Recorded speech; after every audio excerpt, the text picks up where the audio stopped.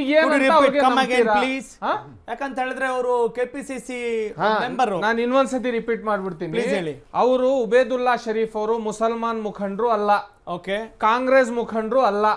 30 ವರ್ಷ ಕಾಂಗ್ರೆಸ್ ಅಲ್ಲಿ ಕೆಲಸ ಮಾಡಿದ್ದೀನಿ ಅಂತ ಹೇಳೋರು, ನಾನು ದುಡ್ದಿದ್ದೀನಿ ಪಕ್ಷಕ್ಕಂತ ಹೇಳೋರು.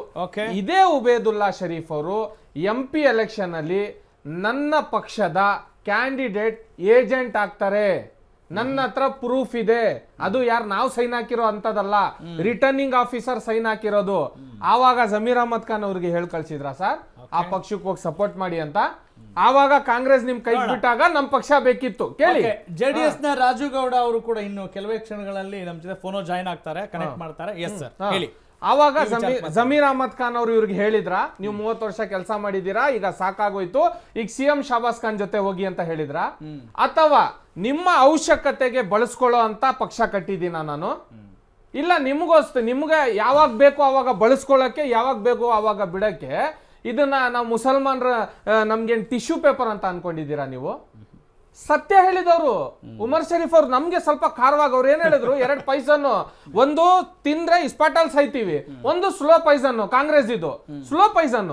ಇವರು BJP ಅವರಾದ್ರೂ ಹಿಂದೆಯಿಂದ ಹೊಡಿತಾರೆ ಅಂತ ಹೇಳ್ತಾರೆ ಕಾಂಗ್ರೆಸ್ ಅವರು.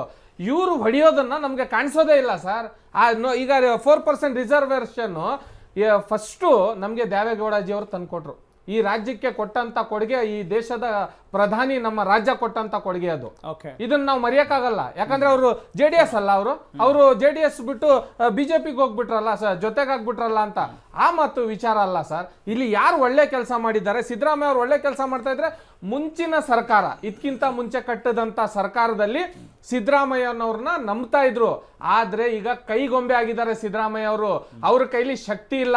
DK ಪವರ್ ತೋರಿಸ್ತಾರೆ, ಇವರು D ಕಾಂಗ್ರೆಸ್ ಒಂದಾಗಿದೆ, S ಕಾಂಗ್ರೆಸ್ ಒಂದಾಗಿದೆ, ಈಗ ನಂದು ಒಂದ್ ಕಲರ್ ಇದೆಯಲ್ಲ, ಇದು ಒಂದು ಯಂಗ್ಸ್ಟಾರ್ ಕಾಂಗ್ರೆಸ್ ಆಗಿದೆ.